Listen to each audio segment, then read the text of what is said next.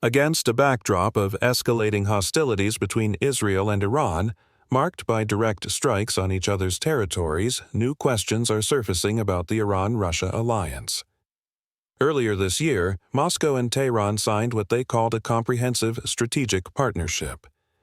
This pact suggests a deeper military alliance, especially in the defense sector. Iran, after all, has repeatedly supplied weapons to Russia in the past, including the widely used Shahed drones.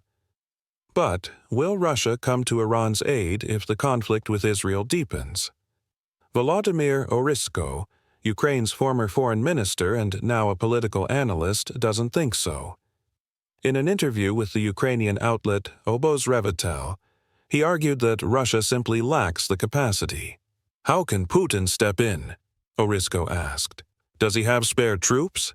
Extra weapons? He doesn't. He can't even manage the war in Ukraine."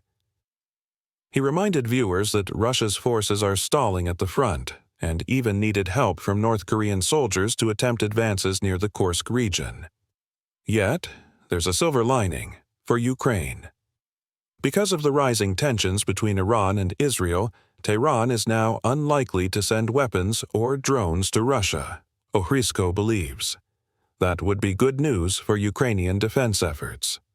In recent days, President Vladimir Putin spoke by phone with both Israeli Prime Minister Benjamin Netanyahu and Iran's President Masoud Pezeshkian.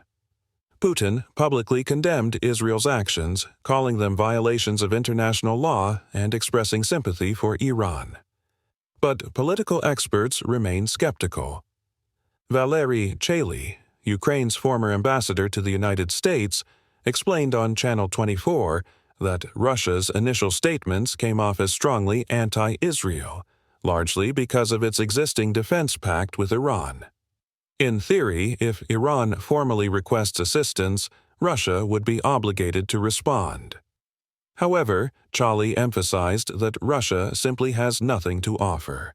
Its army is losing an estimated 5,000 soldiers each week in Ukraine, and its stockpiles of military hardware are being decimated.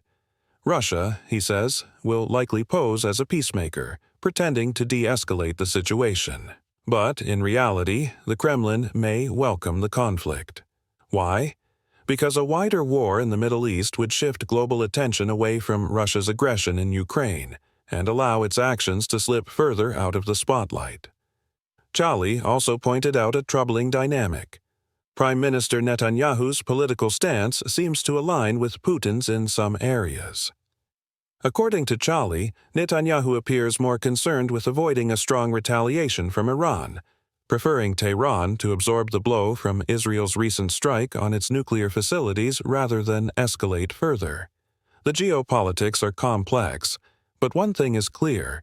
This tangled web of alliances and rivalries is shaping not only the future of the Middle East, but the course of the war in Ukraine and the stability of the world beyond.